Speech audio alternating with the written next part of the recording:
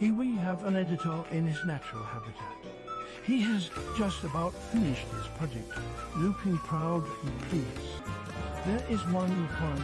Hello ladies and gentlemen, welcome to my channel again. My name is Crazy Wisebeast. Today we're going to talk about a newly discovered animal in paleontology named sussocaris. No, it's not named because of that, because of Mungus. It's named because of that, because it was found in a rock formation in Sussex in England. Totally forgot that place even exists. Why did they name it? It's such a ridiculous goofy name, sussocaris. Wouldn't they not think of naming it more professional in such a way? Well, actually folks, there's a couple of paleontological animals in ridiculous names. Godzilla, Thanos, just name a few. So yeah, no, this is not out of the realm of paleontology to name such ridiculous names in the first place. And sussocaris belongs in the family of Thiocephalicans, I think that's how you name it, which is an interesting family order in prehistoric lobsters that is long been extinct apparently. And well, sussocaris is a very unique animal. It has been hypothesized it walks in the ocean floor. Yes, apparently this rejected stillborn Zoidberg baby apparently walks on the seafloor with its finger toe claws to apparently grab worms and eat them. Wow. Well, that's not so bad. That's kind of official. Some species of fish are known to walk literally in the seafloor.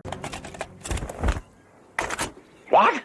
So this is not out of the realm of possibility that a crustacean could also walk on the seafloor, apparently scuttling its feet apparently to find worms, and is a predator. I'm sorry, I believe this thing was being preyed upon by just about any other creature in the sea back then. I cannot believe this thing could be the apex in its niche. Who knows, maybe it had competition with another weird looking creature that looks like a also rejected Futurama Mass Effect ass looking ass character. Maybe a giant clam. And well, sussocaris is very unique and its physiology, and it just looks like a giant finger that just has been with some diggly-doos just super glued on its ass. In fact, sussocaris is very unique, and as I could tell, they are not studying much on this, and I think this might be shelved, and decades later they may actually accidentally stumble upon this, and once again they'll start studying. That's the cycle of research on paleontology. Unless you're a famous prehistoric animal such as a mammoth, or maybe T-Rex, Spinosaurus, or Greg the Triceratops. Fucking Greg. As far as we could tell, sussocaris is totally 100% fake. I'm a fire in my lady. April Fool's, motherfucker. I say anything. Fuck! But basically, sussocaris is not really real. Sussocaris is actually just somebody just having for fun. I think their username is Hops on Twitter.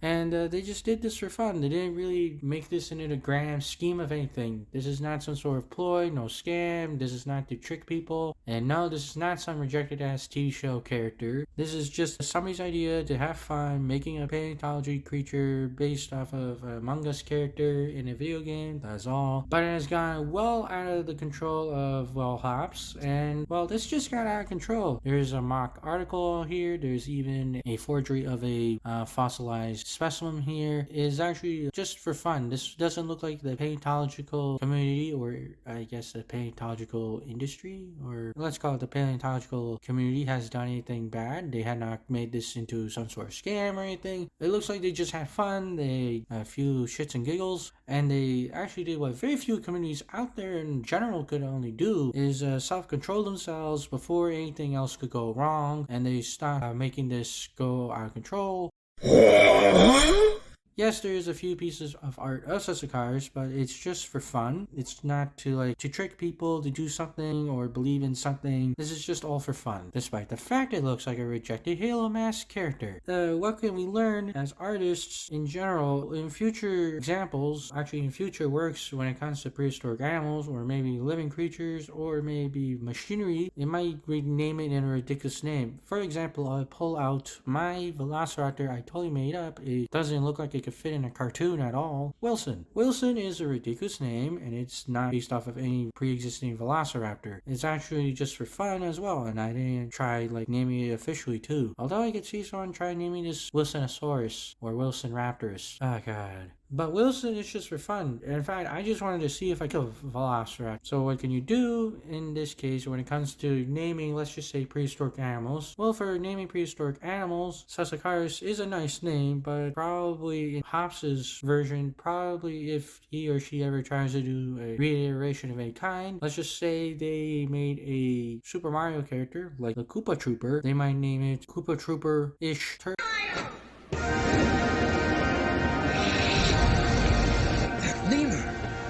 Earthbending.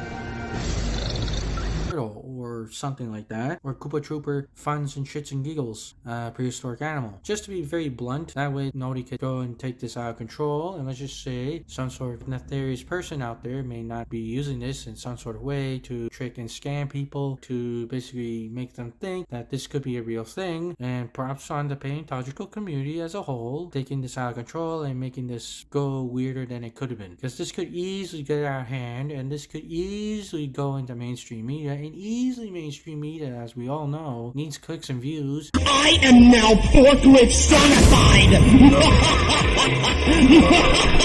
Oh my god! So they could have just done something very nefarious and something very disingenuous, and they could have ruined sussocaris forever, and then people would think of it otherwise. So props on the paleontological community, especially the art community of it. And this is just more for fun, shits and giggles. It should be treated as such. I'm surprised nobody has drawn sussocaris with a knife yet, or a gun, because that's what Among Us characters usually use to kill each other off. And also, well, somebody already beat the punch to tongue knife or tongue stinger. You know, one of the ways the sus crew members could kill you with. This is not bad. This is actually quite interesting, and is actually kind of an educational result.